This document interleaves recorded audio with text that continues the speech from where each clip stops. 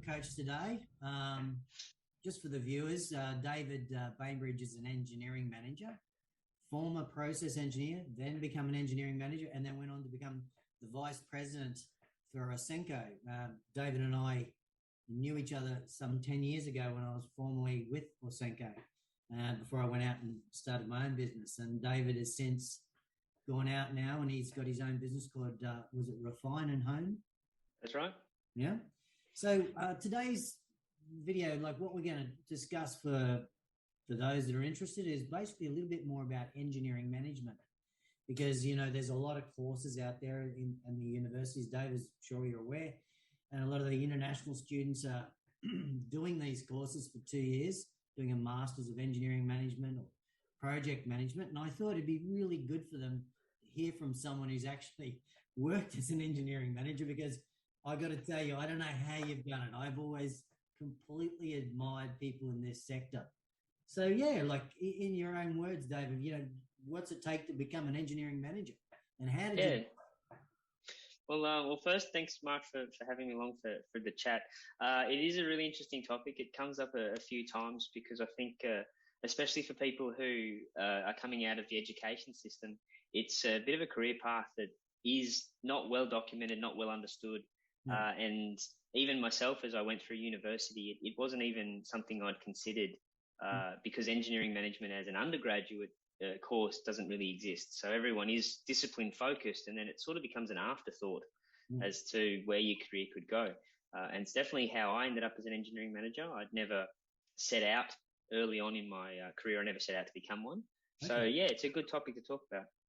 So I know your background. You were originally a process engineer. And you studied for some 5 years to become a process engineer. You pretty much mentored to become a process engineer. And then later on, you went on to become an engineering manager, right? Yeah, that's right. I find that completely fascinating, because it's not easy to move out of your discipline and go into management, especially engineering management. Can you tell me how that happened? Yeah, it is interesting how to do it. The bit that you spoke about is correct. It took me quite a few years I got a chemical engineering degree, which is a unit process degree, and then became a process engineer in industry. So as you said, it's not been pop out of university as a process engineer. I came out as a chemical engineer, and through on-the-job training and mentorship, I became a process engineer specific to the minerals industry. But then that transition from being a discipline engineer through to engineering manager is a significant broadening of what is a discipline specific. You know, I come out as a chemical engineer or a civil engineer or a mechanical engineer. And engineering management is a very sharp broadening of experience, because then you cover off all of the disciplines, which you will have only had limited exposure to through your career. So it is quite the step change from being very focused around one discipline to suddenly broadly taking accountability for every discipline.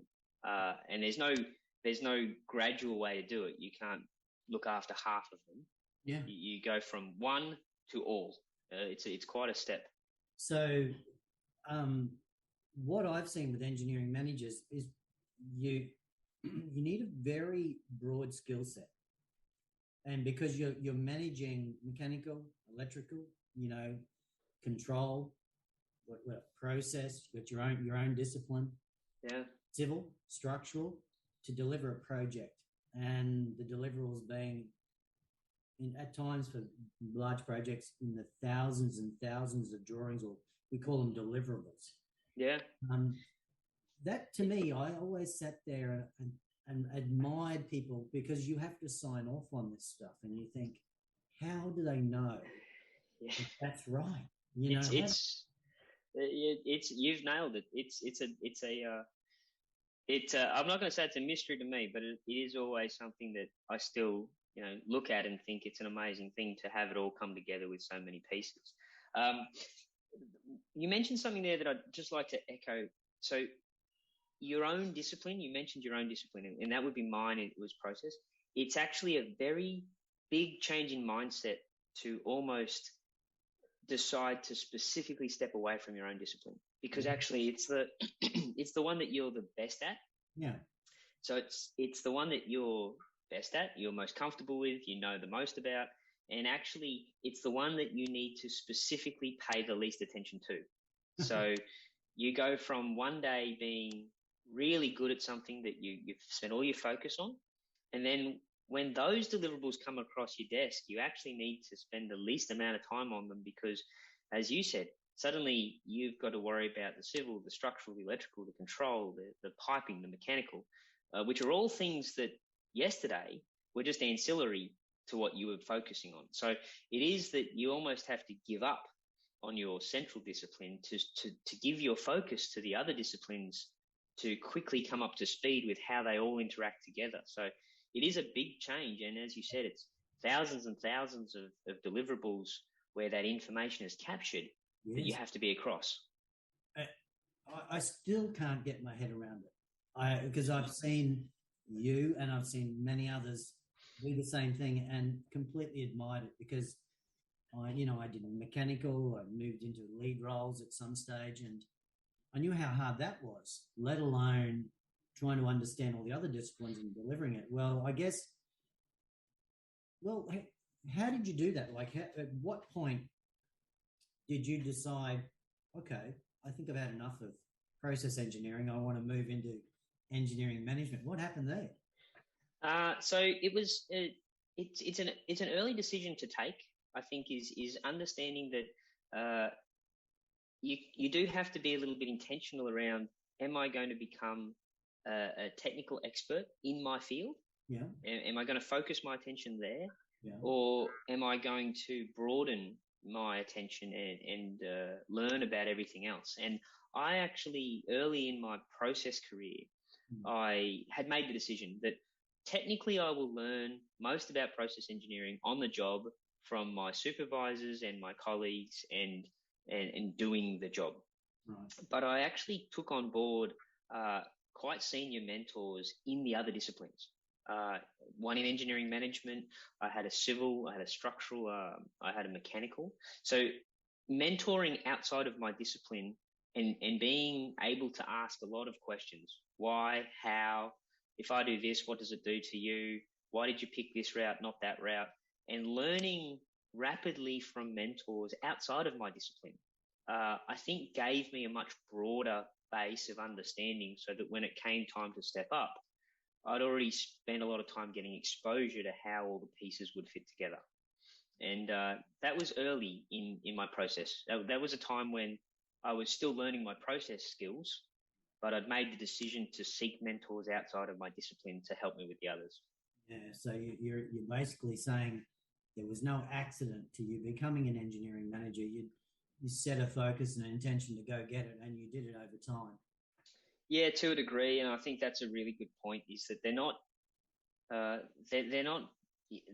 things you stumble into very often. You have to be on the lookout for opportunities to get into it, but you have to be prepared to take advantage of the opportunity. So people aren't necessarily going to give you an opportunity to be in an engineering management role if you don't have some of the broad skills already. It's not something that you can be unprepared for, I think. I think you have to be well positioned at the time the opportunity comes along. Do you think there's a technical component and there's that personality that you require, that natural leadership, predisposed to getting along with people like working with you? Do you think those qualities are what people look for in engineering management? Yeah, I do think so. I think as you said, being technically great is probably not as important as being able to manage a team of engineers and get all of the technically great people to work together to deliver this complete product of the engineering effort. And so, yeah, I think honing those interpersonal skills, that seeking mentors, having conversations with them and asking questions, but also deciding that being technically excellent is not really the path to the management. It's more about working well with people, understanding people, communicating well, sharing ideas well, because then once you become an engineering manager, especially when you do it at a relatively young age like I did, you can't be expected to know everything about every other discipline. No. So you have to be able to work with those people to get the best out of their disciplines when you know it's not your own skill set. So you have to bring something else to the table, and that's that interpersonal management leadership skills that you're talking about, the softer skills, because that's the benefit of your role. No one's expecting you to exactly know how to do those structural calculations. One of the things that when you work in engineering is the respect of your peers. People, they appoint you, you might be appointed to a lead role, a lead discipline role, process, mechanical, electrical, civil, etc. And it's quite, in a way, a bit of an honor to get that sort of role at times, because they know that you can deliver that work. But how do you win the hearts of all disciplines? Because that, I would imagine, be very challenging. Yeah, that's a very astute question, Mark, actually, because engineers are hard to win over too.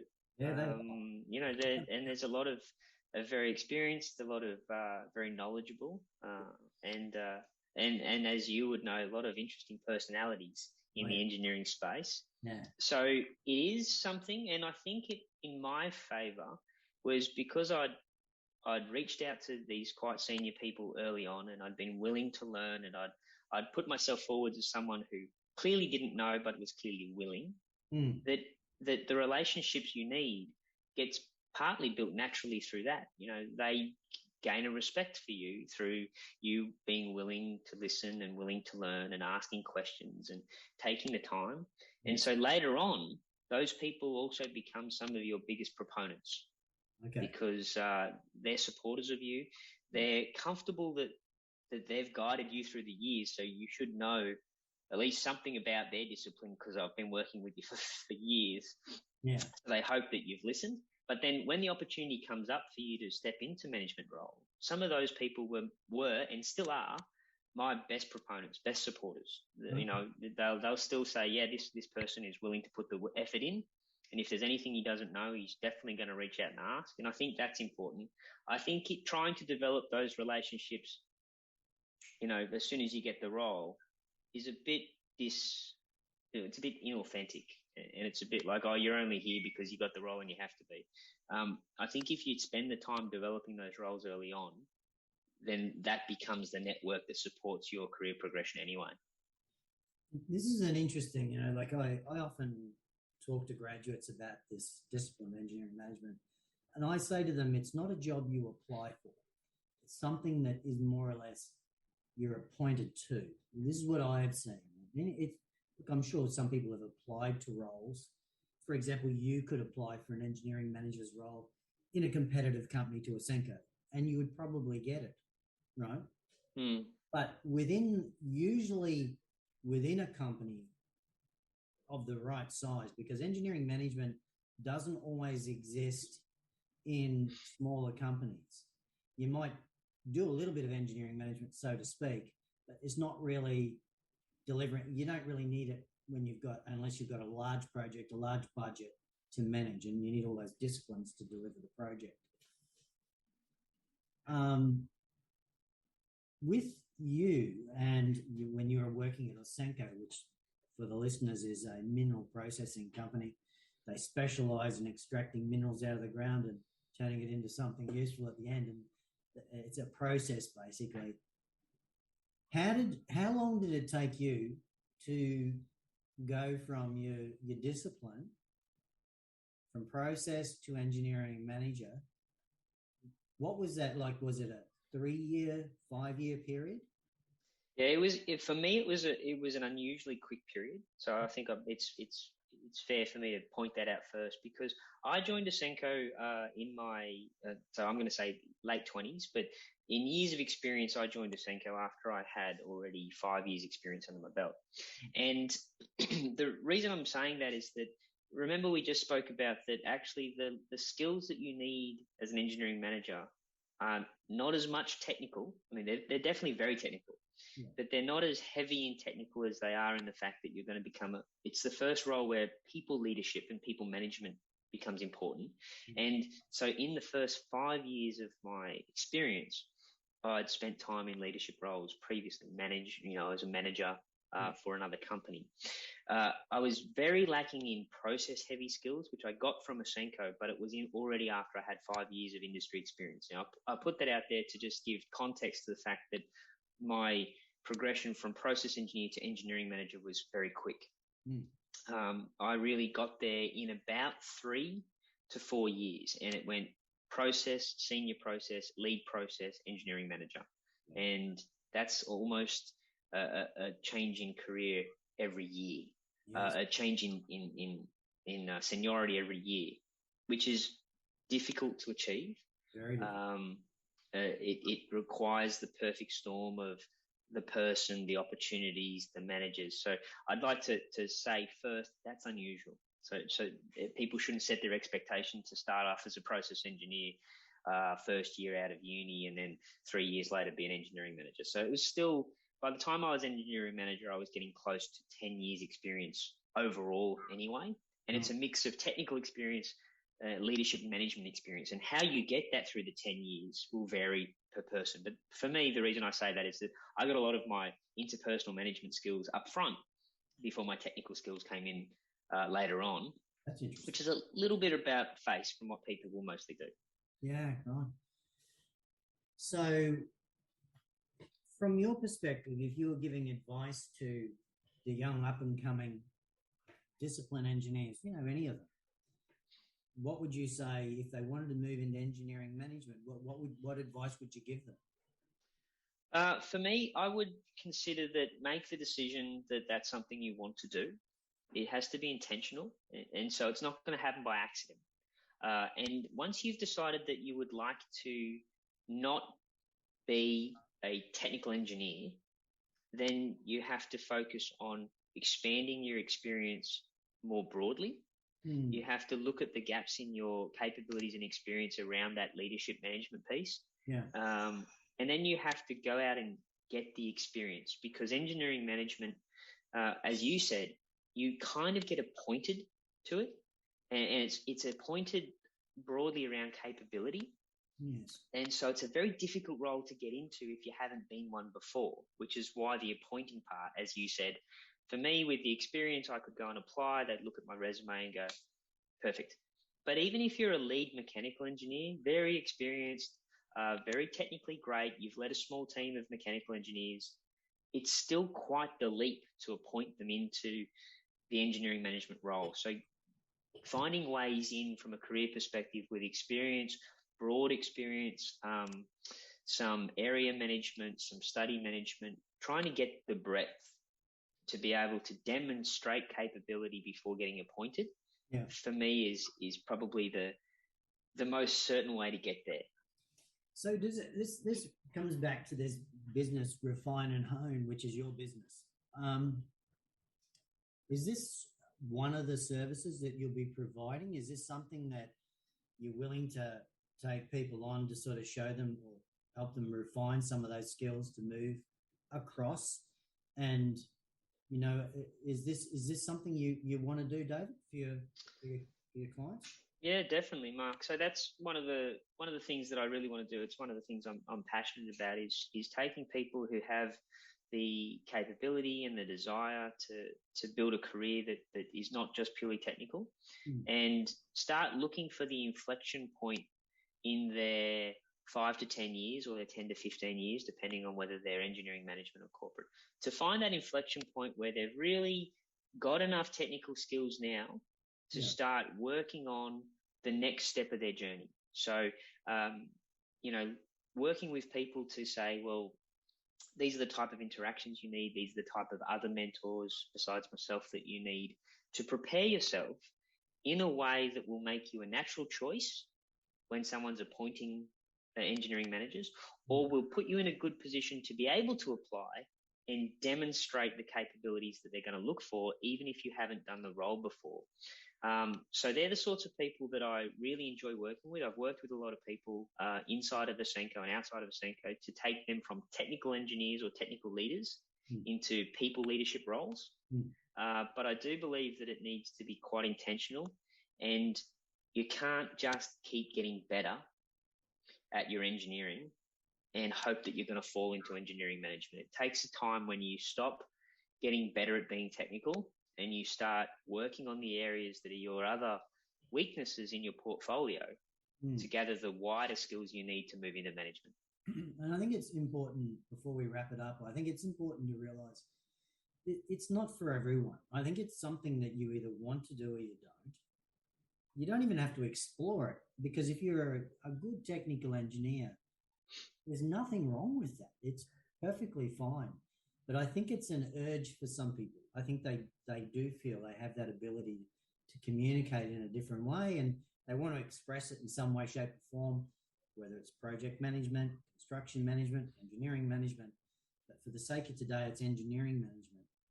But yeah, David, no, that was fantastic. I think it's given the listeners, particularly the younger generation, a little bit more insight into engineering management. And we've discussed we're going to have a few more videos in the coming weeks, just slowly but surely, just sort of nurture people through some of the more technical aspects of this. But thanks very much for joining me today, David. And we'll see you again next week. Yeah, I really appreciate it. Look forward to it. I had a good time having a chat, so looking forward to doing it again. No, it was a pleasure, mate. Thank you so much. Good to see you again. All right, cheers. Thanks very much. Bye.